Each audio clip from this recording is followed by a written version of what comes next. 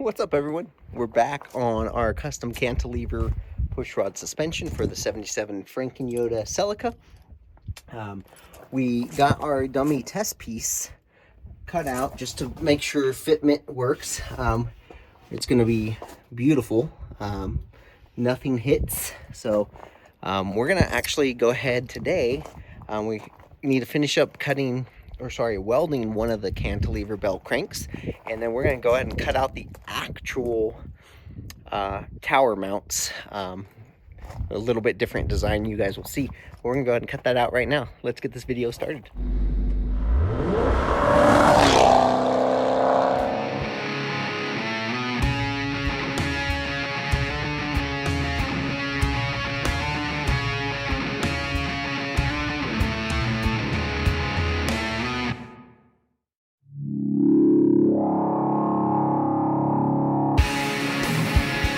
As you guys can see, we have our two tower mounts. We're gonna go ahead and get this thing cut in here.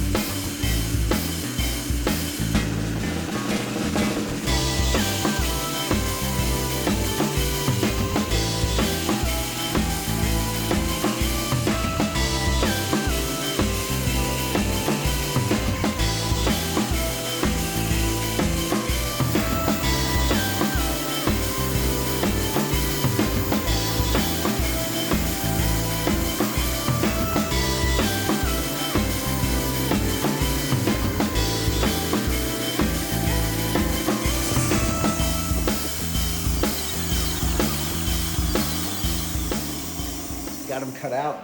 Those looking at getting the CNC machine, I would definitely recommend this Eastwood VersaCut, especially for a starter machine. But you can see, I mean, look how thin, how accurate that thing cuts. And that was between both pieces there. So let's turn you guys around. We'll take a look.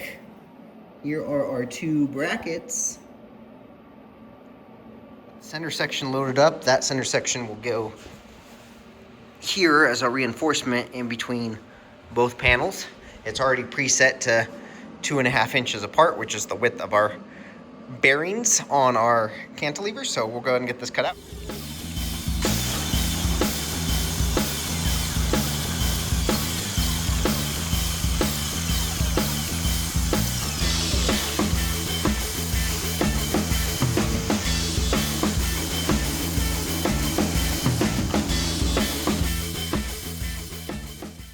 So it's about a day later. One thing I realized that is my screw up. I wasn't thinking about the gap between these shock towers that I'm building. So this was the original setup. You guys saw in the last video us making all of this. You can see the difference. I needed this to be 2.37, so I ended up remaking everything. giving this just a hair more clearance, so that way it's easier to line up and weld. So everything fits a lot better now. So this one is scrap.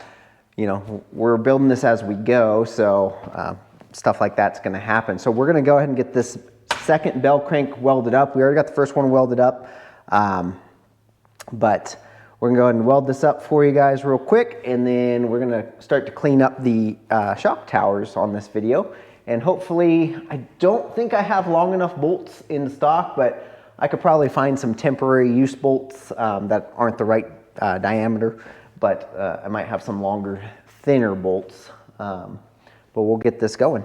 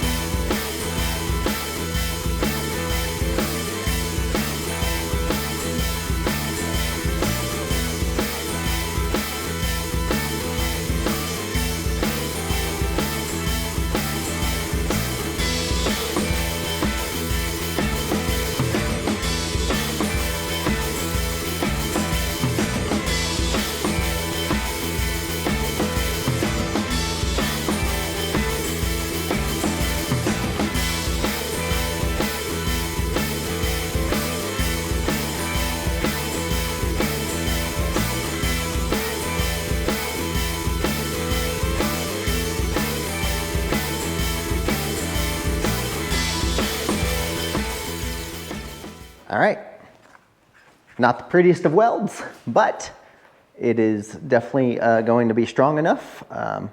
So what we're gonna do now is we're going to go ahead and go over to the press, and we'll press in the bearings, and then we'll make sure that with the bearings in here, it's gonna be exactly 2.5 inches.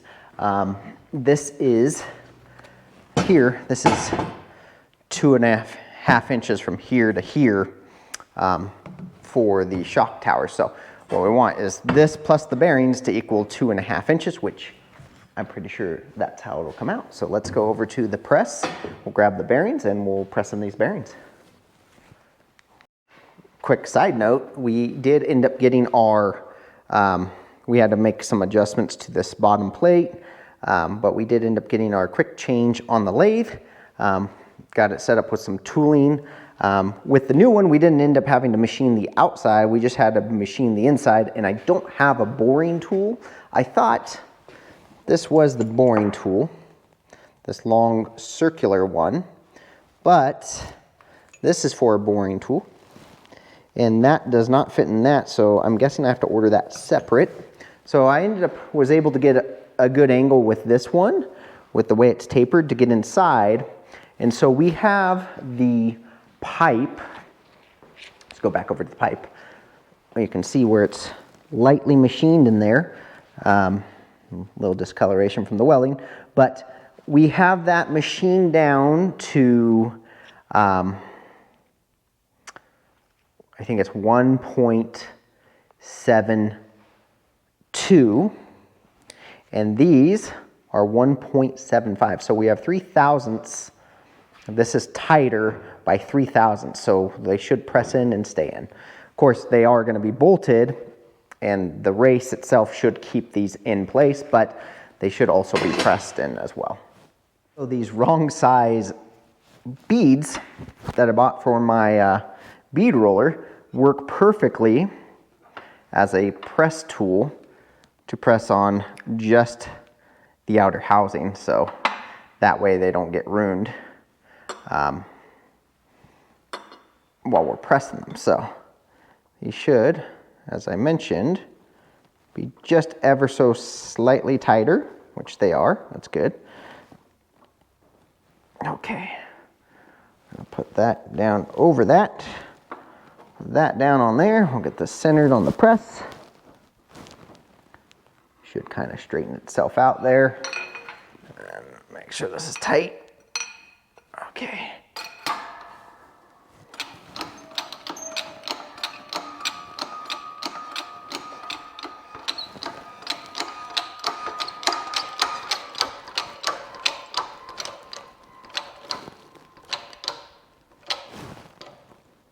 I did also, with the mini lathe, machine the surface of this pipe to make sure it was true.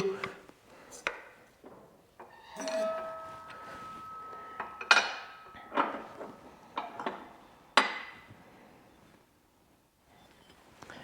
don't know if you can see that, but let's see, yeah, nice.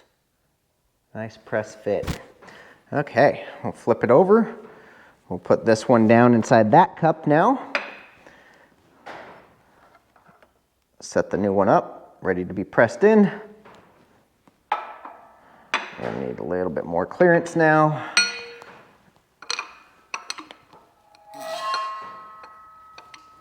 Okay.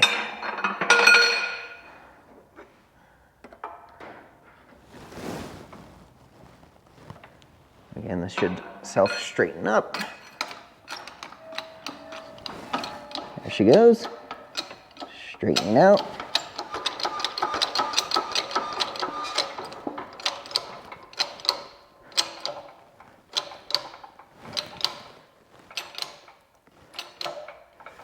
All right.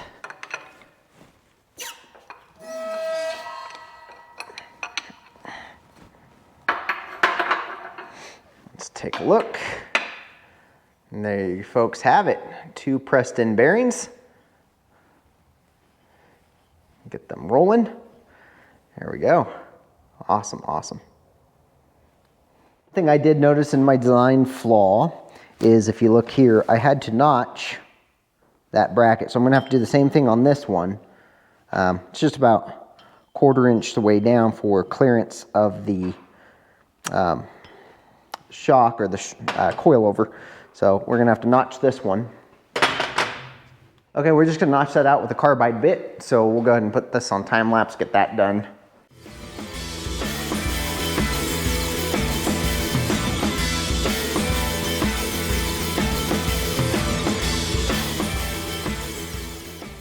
Got some metal shavings everywhere. All right, we're gonna go ahead and, for the rest of this video, we're gonna go ahead and get these holes cleared out real quick. Run through with a 1/2 inch because the plasma cutter always leaves a little bit of slag in there. What am I looking for? I'm looking for a paintbrush. Here we go. We're gonna lube up our holes. Keep our drill bit cool.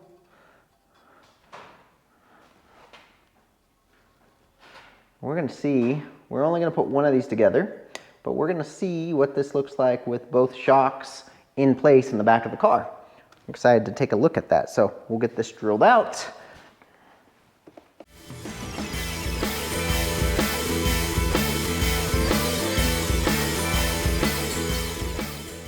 So these new, or fairly new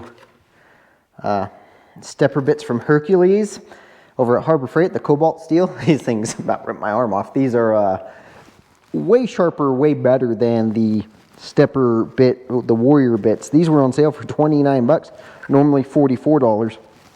So yeah, anyways, I grabbed a pair of those because my other pair, when I was cleaning out the holes on the cantilevers, they kept, even with the cooling solution, kept going down and getting worn out. They wouldn't cut anymore. So then I got a little reamer just to clean up all the edges.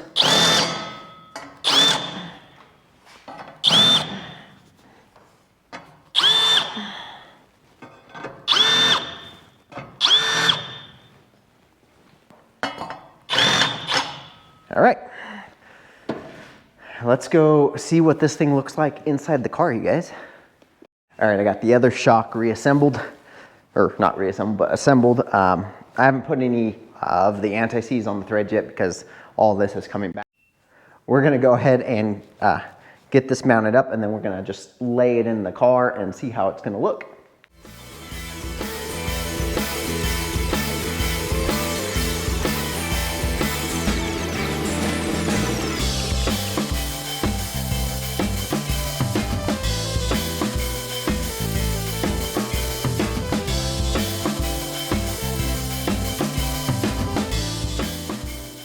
Okay guys, super stoked about this. Here we are.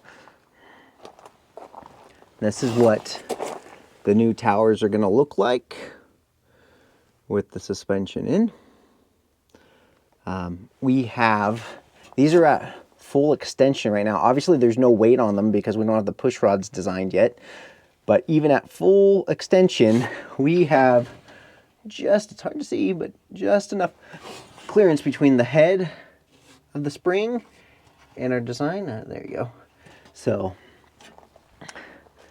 yeah, and again, obviously the other tower will go on the back side, and then it'll be reinforced, welded up. It'll be welded all into every one of these slits across, and then we're gonna make a top plate from here over, from here over, and from here over, and then from here over, wherever. We just got to make sure our clearance is where it needs to be before we make these side plates, so that way we make sure the rod has plenty of room to make its arc.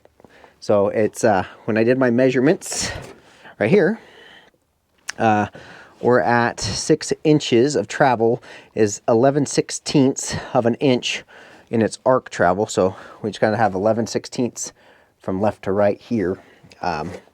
Pretty easy to do this, to find out what your design is. You would make your piece, put on the pivot, go 6 inches.